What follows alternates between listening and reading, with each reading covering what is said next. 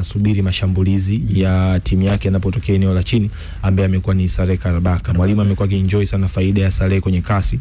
Saleh atapata mali, ana uwezo wa kumtoka mtu mmoja, ana enjoy zaidi kuweka mpira kwenye njia, halafu mwanze kufukuzana, mshindane nani ana mbio kumzidi mwenzie. Hiyo ndio imekuwa silaha kubwa. Huku Saleh anafanya hivi, tazama movement za mtu kama Paul Peter, kwa namna ambavyo naye amekuwa akijaribu kuendana na mikimbio ya Saleh pale ambapo anajaribu kusogeza mpira eneo la juu. Paul Peter Kasunda naye katika harakati hizo amekuwa akijaribu kulisogelea box la 18. Sasa kuja kufaidika na cross ambayo Saleh ataimwaga kati, ama ikitokea Saleh amebeba ule mpira akikimbilia 18, basi wanaweza kujikuta anafaidika na kucheza 1-2 na Saleh, ama akafaidika na pasi ambayo itatoka kwa Saleh. Kwa hiyo lazima JKT kwenye phase ya juu anakuwa na watu wawili. Kwa hiyo game ya Yanga kwa namna moja au nyingine, ukiitazama kwa namna ambavyo wamekuwa kicheza, Yanga wana enjoy dominance, wana enjoy kuwa na watu wengi kwenye zone ya mpinzani, meaning kuna baadhi ya muda ambao wanaacha gaps kwenye eneo lao la nyuma, jambo ambalo linawafanya mara nyingi ukitokea unawashambulia kwenye counter, unaweza ukawakuta wakiwa off guard na wakawafunga. Rejea game versus Dodoma, tazama muda ambao Yanga anapoteza mpira kwenye eneo la katikati kwa Pacome kumisplace ile pasi, inamkuta William Edgar. William alipo dribble ule mpira mara moja tu, hakuhitaji hata dribble tatu. Alidribble mara moja akashavunja mstari wa kwanza wa ulinzi wa Yanga. Amedribble mara ya pili kavunja mstari wa pili wa ulinzi wa Yanga. Touch ya tatu anajaribu kuposition mpira kwenda kwenye kamba. Kwa hiyo hakuwa na touch nyingi, akafanikiwa kufunga kwa sababu gap la kutoka eneo la katikati kwenda nyuma lilikuwepo, kwa sababu Yanga akiwa in possession ana enjoy kuwa na watu wengi kwenye ile eneo la juu. Kwa hiyo kuna tahadhari ambayo Mwalimu Pedro anaweza kaichukua kesho kwa aina ya timu anaenda kucheza nayo, lakini bado haiondoi uhalisia kwamba Yanga atapata faida kutokana na ubora wa watu ambao anao uwanjani. Kuna muda JKT ukifanyia tathmini zaidi, tukija kutazama mechi ambazo wamekuwa wakiwapa Yanga ugumu, mara nyingi JKT anakuwa nyumbani, lakini hizi mechi ambazo JKT anakuwa away, mara nyingi amekuwa akiadhibiwa na quality ambayo Yanga mfano kwenye mechi 6 za mwisho ambazo wamecheza ugenini, JKT Tanzania kacheza mechi 3 kapoteza zote ambazo Yanga mwenyeji, ambazo Yanga amekuwa mwenyeji. Ugenini Yanga ambapo ni mgeni, JKT mwenyeji, Yanga ameokota alama 3 kwenye mechi moja. Kwenye mechi moja. Na hii moja ikupigwa Major General Samuel. Yaani kiufupi JKT kwa Yanga games na kuaga ngumu kwa Yanga iwapo mechi inapigwa Major General Samuel. Lakini game ya JKT na Yanga ikipigwa nje ya Major General Samuel, hapa ni kwa mujibu wa historia, JKT mara zote amekuwa akipoteza hiyo michezo. Kwa hiyo hapa ndipo trickiness ya game ilipo. JKT historia head to head haimbebi mbele ya Yanga kwa sababu ya daraja ambalo Yanga amekuwa analo. Kuna matukio ya kimakosa ambayo JKT amekuwa akiyafanya nje ya nyumbani.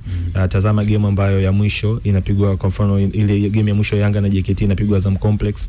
Kuna makosa alifanywa na mlinzi pale pale, anafanya makosa na kuna red card. Aziz anapiga free kick walete kati, JKT anarudi anakuwa nyuma kwa goli moja. Baada ya Yanga alipiga Chama, alipiga Kratos Chota, wadai wanarudi, Yanga wanaongeza bao la pili, mechi inaisha pale.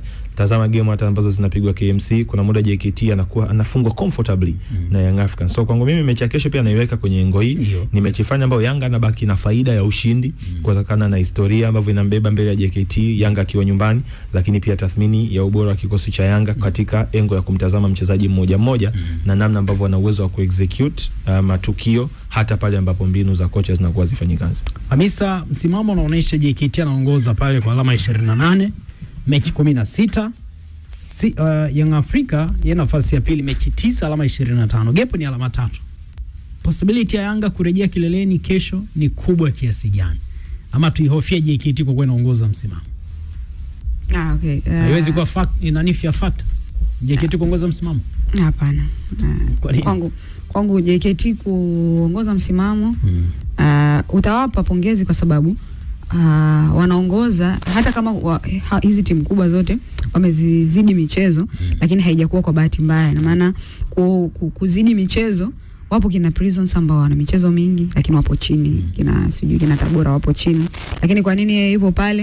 Ni kwa sababu hajakuwa na mfululizo mzuri wa kukusanya alama, ndio maana uone gepu kubwa baina ya kwao wao JKT na Yanga ambaye yuko chini yake JKT ambaye anaongoza ligi, na ndio maana huoni hiyo fear factor. Fear factor inatokea vipi? Fear factor inatokea pale ambapo JKT anaongoza ligi, alafu angalia gepu la alama lililopo baina ya kwake yeye na huyo Yanga ambaye yupo nafasi ya pili. Na maana hilo linaletwa na ukusanyaji mzuri wa alama, kwa sababu kwenye hizi mechi 16 ambazo amezicheza jumla alama 28, na maana mechi 16 ukizidisha mara 3 na maana ndio alama unapata idadi ya alama ambazo angepaswa kuwa nazo JKT. Toa sasa na idadi ambazo ya alama ambazo yuko nazo, utakuja kukupa picha ya kwamba kwenye hii michezo ambayo ameshinda kwenye michezo 16, ameshinda michezo 7, amedraw michezo 7 na kupoteza michezo 2. Sasa idadi ya mechi ambazo amedraw na kupoteza ya maana ana jumla ya mechi 9 ambazo hakuweza kuchukua alama 3. Kwa hiyo kwangu fear factor haipo hapo, na hii ni kwa sababu ya daraja ambalo Yanga ameshalitengeneza,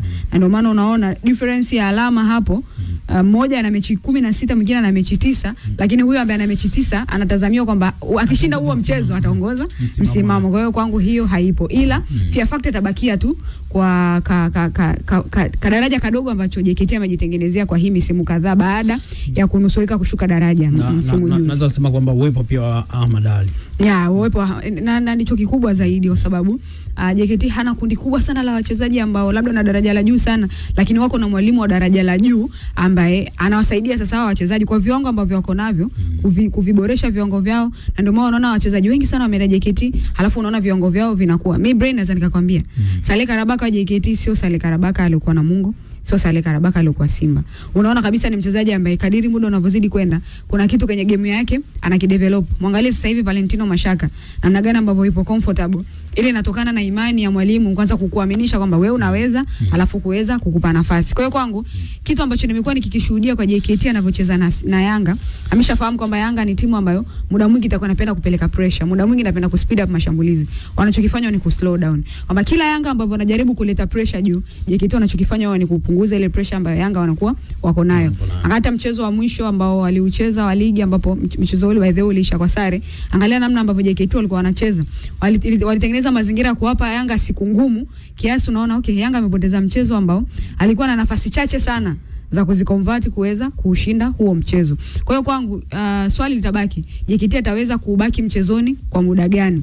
Maana kama anaendelea kubaki mchezoni, it means pressure inaendelea kuongezeka kwa Yanga, kwa sababu akiangalia mchezo unaofuata ni mchezo ambao ni 50-50. Yeye advantage ya kuokota alama 3 inawezekana ni ndogo compared na mchezo wa JKT ambapo wanaweza wakawashambulia sasa Yanga katika matukio kama ambavyo Namungo alifanya na wakaweza kupata chochote kitu. Kwa hiyo kwangu mimi binafsi na ile tatizo ambalo walikuwa nalo JKT la kushambuliana idadi ndogo ya wachezaji, sasa hivi unaona kidogo halipo.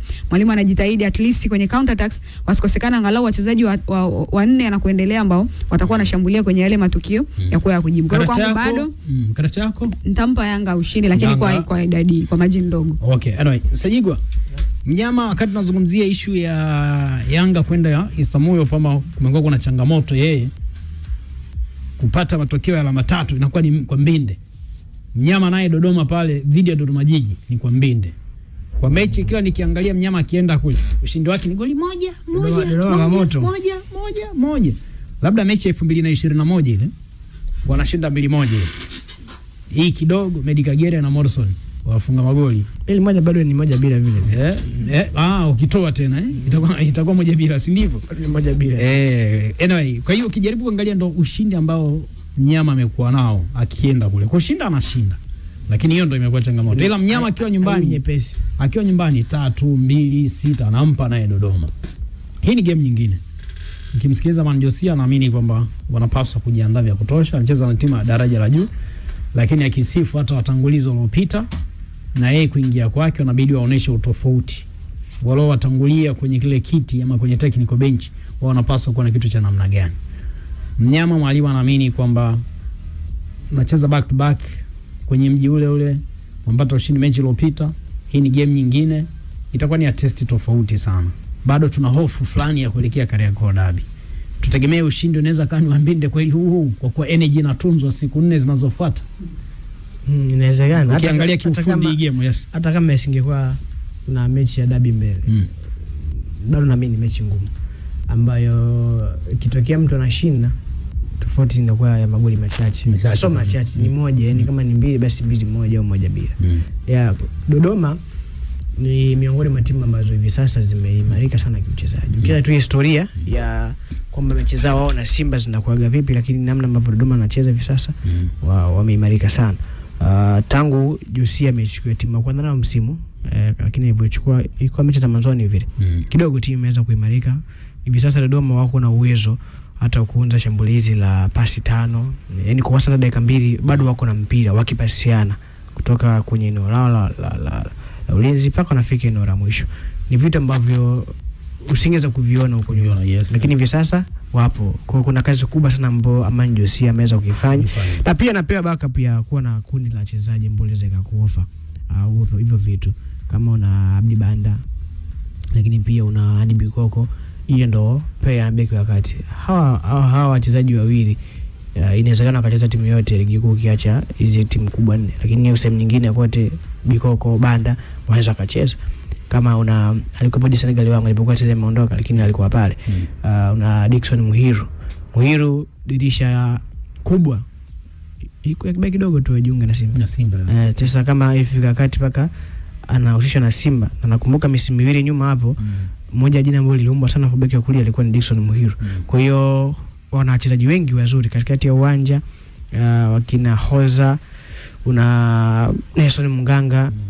Unaona majina hayo na kile ambacho anakitoa uwanjani unategemea kabisa hawezi kukupa mechi nyepesi. Kule mbele kuna Yasin Mgaza, William Ediga yupo kwenye form sana, amekuwa akiziazibu sana timu kwenye counter attacks, kwa sababu kesho tunategemea Dodoma atakuwa chini na msingi wao mkubwa utakuwa ni mashambulizi ya kushtukiza. Tayari na William Ediga ambaye ana huo uwezo, wana yule kama Mwarabu anaitwa Finn, mmoja wa wachezaji ambao wapo comfortable sana akiwa na mpira mguuni. Tena yule bwana ndo mara nyingi ndo huwa anakuwa initiator wa counter za Dodoma Jiji, namna ambavyo ana uwezo wa kupiga pasi ndefu kwenye maeneo sahihi. Ukiangalia sana namna Dodoma ambavyo anaweza counter, kama sio counter press, mara nyingi sana mpira utakuwa umetoka kwa yule bwana Finn ambaye msikipindi msimu mwanzo alikuwa Coast. Ana huo utulivu, ana jicho la pasi, unaye kwenye kiungo cha yupo kwenye kiungo cha Dodoma. Lakini Edige mwenyewe nafasi ambazo zinaweza kutengeneza pia ni mtumiaji mzuri. Bado una Yasin Mgaza yuko pale, sio kina Anwar Jabiri. Yaani timu fulani hivi ambayo ina wachezaji wengi ambao mnyama kesho naamini wana uwezo wa kukupa tough game na endapo kizembea anaweza hata kukufunga. Kwa hiyo ni mechi ambayo naamini itakuwa ni ngumu. Kwa hiyo mnyama jiandae kwa lolote, licha ya kwamba ana rani ya mechi 6 hapa hajapoteza. Mechi 2 imedraw dhidi ya Esperance 2-2, 1-1 na Petro. Nyingine zote zinazosalia hizi 4 ameshinda. Ya Dodoma Jiji hawezi kuwa mpinzani mgumu sana kuliko ambao Simba kacheza nao, kina Petro sio kina Steady, kina Esperance. Yes, afike kule. Lakini ukishakuja kwenye ligi Simba tayari tu kiakili wanaamini ni timu ngumu. Kwa hata namna ambavyo aliendea mechi ya Petro, aliendea mechi ya Steady Mele ni tofauti na hii. Kwa hiyo namna ambavyo kiakili watakuwa wamejiandaa kukabiliana na hawa, ndivyo mweza ikapelekea matokeo yanakuaje. Akienda kawaida mechi ni tafu sana. Lakini akiwa na hali ya kutaka kumaliza mechi mapema na wachezaji wengi wazuri ambao naamini wanaweza kuiadhibu timu yote. Ediga kesho anacheka. Itategemeana. Sasa ila atacheka. Inategemeana kwa sababu swala kucheka pia tegemeana pia na yeye na wachezaji wenzake pia wako wamejipanga vipi. Siture yupo, si mmesema beki mzito na wewe jamaa anakimbia kadi gidigi. Sasa kuna muda unapiga counter lakini kila ukifika golini wala umebutua nje. Kwa hiyo inategemea hata pia yeye mwenyewe yupo vipi. Mimi nafikiri mnyama naamini moment za counter watazipata. Ila watatumia vipi? Ukitaka kupima umri wa mtu saizi, mchukue yule William Ediga. Waulize Yanga waligongana. Baka na nani? Na Sinki. Achague tu upande ule anaocheza yule bwana. Ila kwa huyu mwenye blishi huyu watakimbizana sana. Ila kule mwana kidogo kunapitia. Wakanda hapa Msimbazi kuna taarifa ambayo inahusu Jonathan Soa. Vipi issue nzima ya adhabu yake kwanza? Imefikia wapi? Ile mechi 5 zile. Adhabu ya mechi 5 kwa Jonathan imeisha. Ipo naisha mechi ya kesho ama imeisha mechi iliyopita? Mechi iliyopita. Mechi ya kesho Jonathan dhidi ya Prisons. Yes, ana uwezo wa kucheza. Jonathan yeye pamoja na Jonathan na Alassane Kante. Mechi ya kesho ana uwezo wa kucheza. Zile mechi 5 zile. Kuna tetesi zinamhusu Soa. Kwamba amegomea mazoezi. Ni kweli Okatero wako? Amegomea mazoezi wapi sasa? Msimbazi. Nyosha maelezo. Si mchezaji wa Msimbazi. Ni sio kugomea, ni sintofahamu iliyotokea uwanja wa mazoezi. Yawezekana issue ya Jonathan kukosekana kwenye baadhi ya michezo hasa ya kimaandalizi. Unajua kuna zile program za ujumla za wachezaji. Kwa hiyo Jonathan hakuwa sehemu ya mchezo. Kwa hiyo kutokana na kujumuishwa kwenye program ya pamoja, kuna baadhi ya program ambazo alikuwa anaamini kwamba yawezekana si sehemu ambayo anatakiwa kuifanya sana. Labda kwa sababu hahusiki kwenye mchezo, basi aendelee na program ambazo ni binafsi zaidi. Jambo ambalo kocha wa mazoezi hakuridhika nalo, mwisho wa siku akalifikisha kwa kocha mkuu wa Simba, na baada ya hapo uamuzi uliokuja ni Jonathan akutane na viongozi. Timu iko Dodoma, viongozi wako Dar es Salaam, kwa hiyo ikabidi Jonathan aondoke Dodoma aje kukutana na viongozi jijini Dar es Salaam, na kikao ilibidi kifanyike leo, ila kijafanyika kutokana na udhuru ya baadhi ya viongozi. Kwa hiyo hopefully wanaweza wakakaa siku za hivi karibuni na wakaja na majibu rasmi. Kwa hiyo anaendeleza tabia yake. Tabia gani? Ya utovu wa nidhamu. Alifungiwa mwisho utovu wa nidhamu. Na hili pia ni tukio ambalo limetafsiriwa hivyo. Kwa hiyo bado huwezi kumhukumu kwa sababu viongozi hawajakaa na kutoa verdict ya moja kwa moja kwamba bwana, sisi tunatafsiri kama utovu wa nidhamu ama tunatafsiri kutoelewana. Kambini kutoelewana ni kitu cha kawaida kwenye hizi issue za mazoezi, lakini sio kwa soa. Kwa sababu mimi ndio tukio lake la kwanza kwenye ingo ya mazoezi, simhukumu. Kwani ondoka yake Singida ilikuwaje? Singida si aliondoka bure. Aliondoka bure. Una uhakika? Na uhakika Singida aliondoka bure. Simba hakulipa chochote kwa Singida. Sawa, aliondoka bure, lakini nyuma ya pazia. Nyuma ya pazia. Kulikuwa kuna sababu negotiations za Simba na Singida ndizo zilizomfanya Jonathan Soa aondoke.